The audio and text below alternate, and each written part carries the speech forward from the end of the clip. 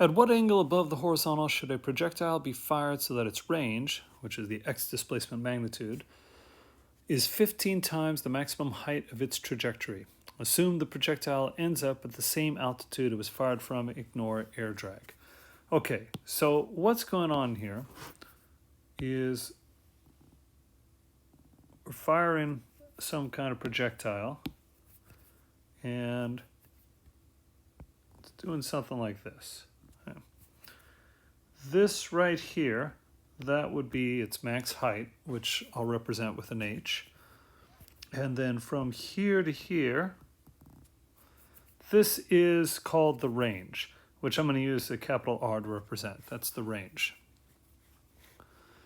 And this statement right here, it says the range is 15 times the maximum height. So I can turn that statement into an equation. The range is equal to 15 times the maximum height. Now, we've got formulas for the range and for the maximum height. The formula for the range is we take the initial speed squared times the sine of twice the initial angle, and we divide that by g. And then h is, again, the initial speed squared, but this time it's the sine squared of the initial angle, and it's over 2g. And I should mention, we're trying to find the initial angle. So everything's set up here. And this is the approach you want to use. You want to set it up like this. And then at this point, you should notice that some stuff cancels out. For example, I've got this vi squared here and this vi squared here. These cancel out. That's gone. That's gone. This g, that's gone. That's gone.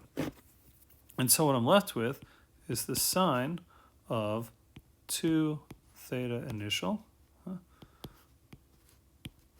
That's going to equal 15 sine squared of the initial angle and divided by 2. And of course I can reduce this down. I'll just go ahead and take it one more step here. Theta initial, this is really going to be 7.5 times sine squared of the initial angle. Okay, so now what? I can't cancel out the sines because it's the sine of something. That's the whole number. The sine itself is just a function. It's not a number. I need the sine of something. And I have two different things. I have the sine of twice the initial angle, and I have the sine of the angle, and then I'm squaring that. So what do? Well, what we do here is we remember our double angle formula. The double angle formula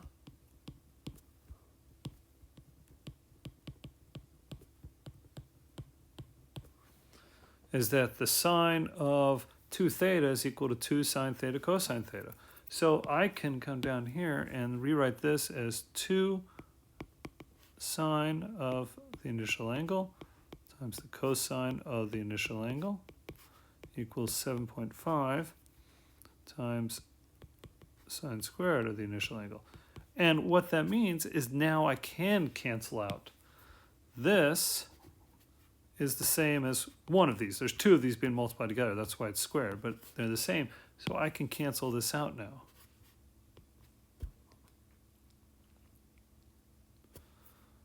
And then what I can do is I can go 2 divided by 7.5, and I can do the sine of theta initial divided by the cosine of theta initial, which is just equal to the tangent of theta initial.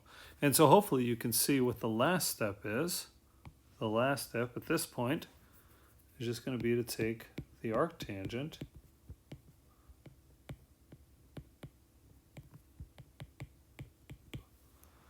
to get the answer. to get theta initial.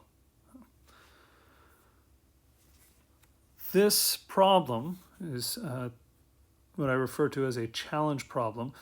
But the neat thing about it, or at least what I think is neat, is that you are given one number, 15.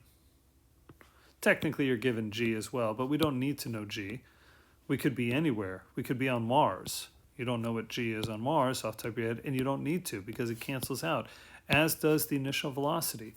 This answer, as long as this condition holds, this is the correct answer for anywhere. As long as there's gravity, as long as you have this condition holding, which is going to be means there has to be gravity, then this is the answer. This would be the answer here on Earth. This would be the answer on Mars. It would be the answer anywhere. And just to get the answer, let me do that real quick. This works out to be 14.93 degrees.